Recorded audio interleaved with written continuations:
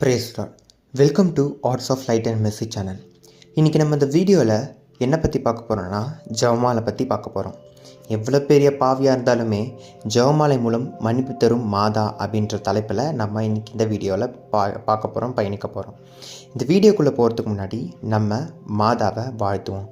என்னோட சேர்ந்து நீங்களும் மாதாவை வாழ்த்துங்க. அருள் நிறைந்த மரியாயை வாழ்க, ஆண்டவர் உம்முடனே, பெண்களுள் ஆசீர் பெற்றவர் நீரே, உம்முடைய திருவயிற்றில் கனியாகிய இயேசுவும் ஆசீர் பெற்றவரே. புனித மரியாயே, இறைவனின் தாயே, பாகிலா இருக்கிற எங்களுக்காக இப்பொழுதும் எங்கள் இறப்பின் வேளையிலும் வேண்டிக் கொள்ளும். ஆமீன். வாங்க வீடியோக்குள்ளே போகலாம்.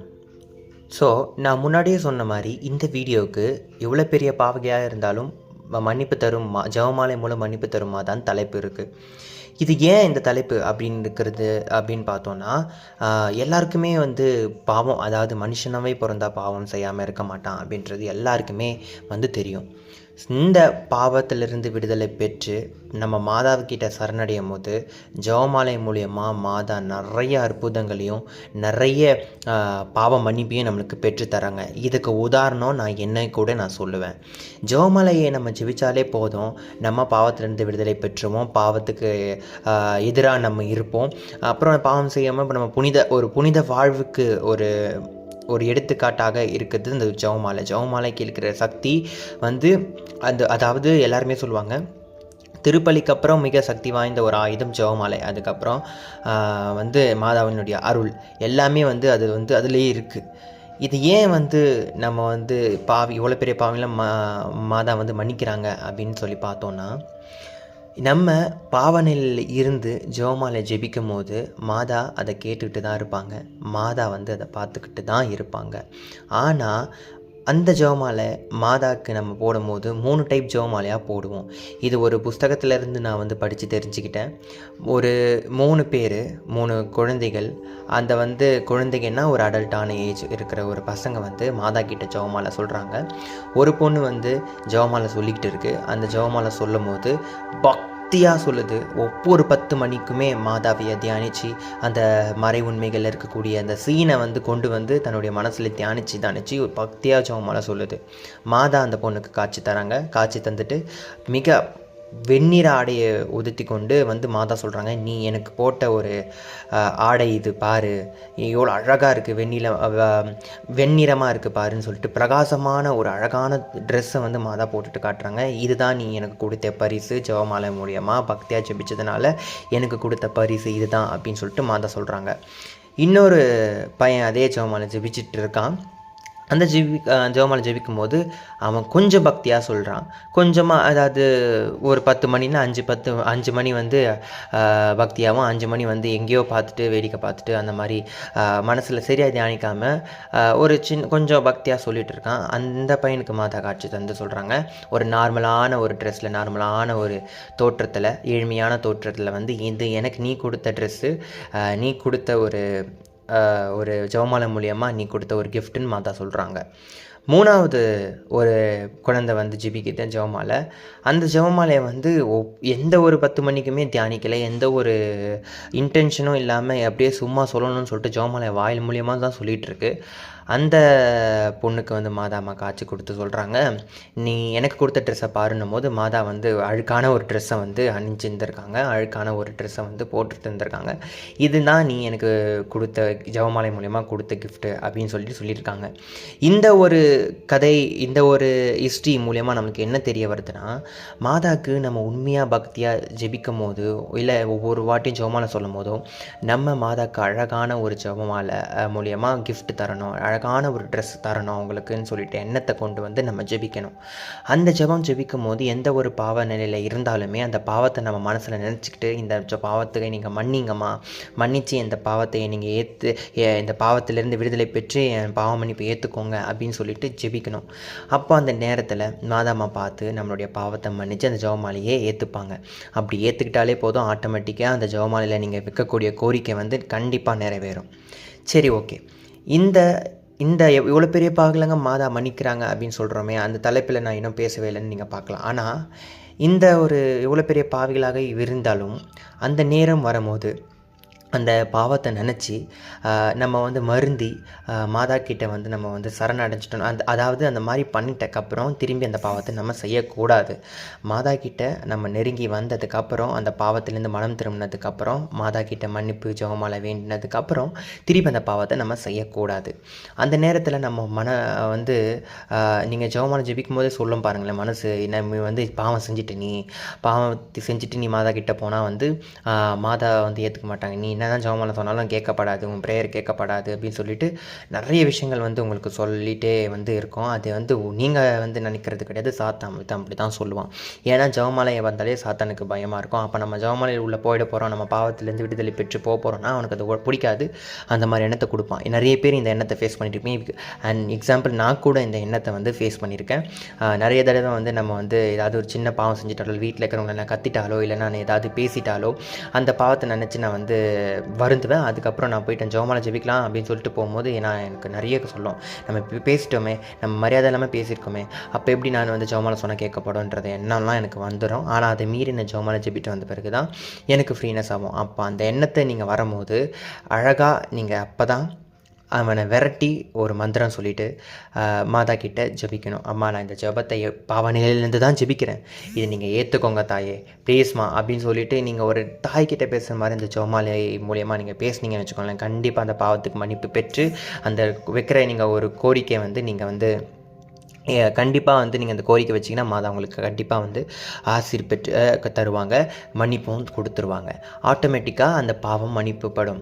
இந்த சின்ன பாவத்துக்கும் பெரிய பாவங்கள் இல்லைங்க, எந்த பாவமாகவே இருந்தாலுமே உண்மையான மனம் திரும்புதல் இருக்கணும். அதாவது அந்த பாவத்தை நம்ம செஞ்சிட்டோன்னு உணர்ந்துட்டு மாதா மன்னிச்சிருவாங்கன்னு சொல்லிட்டு திருப்பி செய்யக்கூடாது. அந்த பாவத்திலேருந்து விடுதலை பெற்று தாங்கன்றதான், அதனால தான் நம்ம மாதா கிட்டே கேட்கணும்.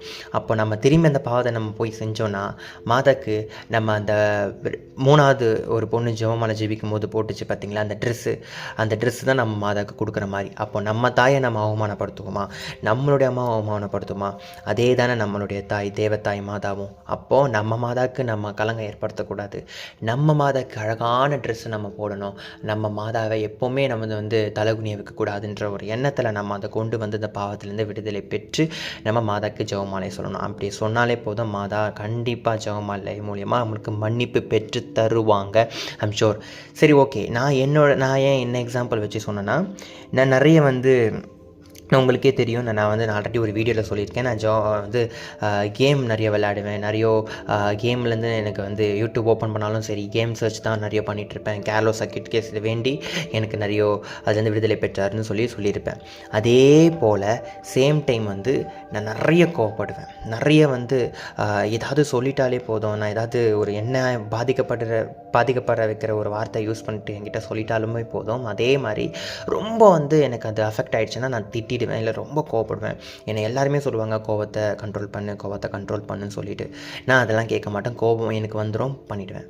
அதுக்கப்புறம் மாதாவோட ஜெபமாலை கையில் பிடிக்கும் போது எனக்கு தெரிஞ்சது, எனக்கு இந்த மட்டும் இல்லை, ஒவ்வொரு பாவத்திலிருந்தும் மாதா என்னை விடுதலை பெற்று எனக்கு தந்தாங்க. ஜெபமாலை நான் பிடிக்க என்றைக்கு ஆரம்பித்தனோ அன்னிலேருந்து கரெக்டாக மனசில் சொல்லுவாங்க பாருங்களேன். அப்படி இருந்தாலும் நீங்கள் கரெக்டாக மாதாவை உணர்ந்துடலாம், மாதவங்க கூட இருக்கிறாங்கன்னு அர்த்தம். இது செய்யாத, இது தப்பு, இது பண்ணாதன்ட்டு மனசில் கண்டிப்பாக சொல்லுவாங்க மாதா. எனக்கு நான் இதை ஃபீல் பண்ணியிருக்கேன், அதுலேருந்து நான் கொஞ்சம் கொஞ்சமாக விடுதலை பெற்று வரேன். ஸோ ஜெபமாலை நான் ஸ்டார்ட் பண்ண ஆரம்பித்தோடனே இந்த பாவத்திலேருந்து விடுதலை பெற்றேன். கோபம், இந்த பாவத்துக்காக நான் மாதா கிட்ட மனவருந்தி வேண்டினேன். மாதா கிட்ட வேண்டுறப்போ அந்த கோபத்தில் இருந்து எனக்கு மாதா முற்றிலும் எனக்கு வந்து விடுதலை பெற்று கொடுத்தாங்க. இன்றைக்கி எந்த இடத்துல நான் கோவப்பட்டனோ எனக்கு நான் நல்லாவே தெரியுது, நான் என் கோபத்தை கண்ட்ரோல் பண்ணிட்டேன்னு சொல்லிட்டு. அதே மாதிரி கண்டிப்பாக கோபம் இருந்தாலும் சரியும், நான் மன்னிப்பு யார்கிட்டையுமே கேட்க மாட்டேன்னு சொல்லிட்டு. அதே மாதிரி தான் நான் மன்னிப்பு யார்கிட்டையும் அவ்வளோ சீக்கிரம் கேட்க மாட்டேன். ஆனால் ஆண்டவர் பற்றி, மாதா பற்றி, புனிதர்களை பற்றி நான் இன்னும் தெரிஞ்சிக்க ஜெபமாலை ஜெபிக்க என்னை புனித வாழ்வு வாழ்வதற்கு ஒரு வழியை மாதா எனக்கு காமிச்சிட்டே வராங்க, என்னை கையை பிடிச்சி கொண்டு போயிட்டே இருக்காங்க. நான் ஃபீல் பண்ணுறேன், நீங்கள் ஜெபமாலை ஜெபிச்சாலும் அதை ஃபீல் பண்ணீங்க, அதே மாதிரி தான் நானும் இப்போ அதை ஃபீல் பண்ணிகிட்டு இருக்கேன். எந்த இடத்துல நான் மன்னிப்பு கேட்கலையோ அந்த இடத்துல நான் ஜெபமாலை ஜெபிச்சதுக்கு அப்புறமா தேடி போய் அவங்கக்கிட்ட வந்து எப்பயோ பண்ண பாவத்துக்குமே சேர்த்து மன்னிச்சிடுங்கன்னு சொல்லிட்டு வந்தேன். அந்த ஒரு ஃபீல் வந்து மன்னிச்சிடுங்கன்னு சொல்லிட்டு வந்த பிறகு அந்த ஒரு தூய ஆவியார் நம்மளை நிரப்புவார் பாருங்கள் ஒரு சந்தோஷத்தில்.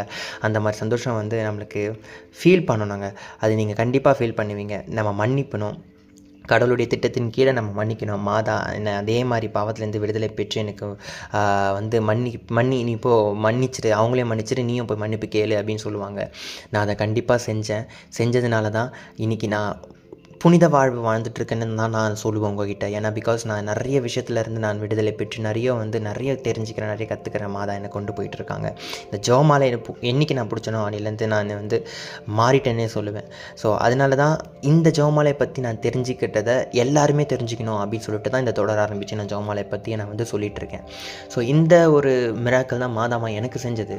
அதே மாதிரி தான் எல்லாருக்குமே செய்வாங்க. கண்டிப்பாக நீங்கள் ஜெபமாலையில் வந்து இன்னொரு முக்கியமான ஒரு இது என்னென்னா, ஜெபமாலை ஜெபிக்கும் போது பாவ மன்னிப்பு கேட்டு நீங்கள் ஜெபமாலை ஜெபிக்கிறீங்கன்னா, நீங்கள் வந்து என்னுடைய சஜஷன்னு நான் சொல்ல மாட்டேன், இது நீங்கள் கட்டாயம்னு கூட சொல்லுவேன். ஏன்னா துக்க தேவ ரகசியத்தை நீங்கள் வந்து தியானிக்கும் போது மாதா உங்களுக்கு அப்படியே எப்படி சொல்கிறது, நீங்கள் ஜெபிக்கும் போதே உங்களுக்கு மன்னிப்பு வரும். அதே மாதிரி தான் அது நான் நல்லா ஃபீல் பண்ணியிருக்கேன். நீங்கள் துக்க தேவ ரகசியத்தை தியானித்து ஆண்டவருடைய பாடுகளை தியானித்து அந்த பாடுகளுக்கு ஈக்குவலாக நீங்கள் செஞ்ச பாவத்துக்கு மனம் வருந்தி நீங்கள் ஜெபமாலை ஜெபிச்சிங்கனாலே போதும், மன்னிப்பு நீங்கள் ஜெபமாலை முடிக்கிறதுக்குள்ளே உங்களுக்கு தருவாங்க மாதாமா. நான் இதை உங்களை அஷ்யூர் பண்ணி சொல்கிறேன், மாதாமா உங்களுக்கு மன்னிப்பு தருவாங்க. அதை பண்ணிட்டதுக்கப்புறம் திருப்பி அந்த பாவத்தில் நம்ம போயிடக்கூடாது. இதை வந்து நம்ம போனால் சாவான பாவம்னு சொல்லுவாங்க.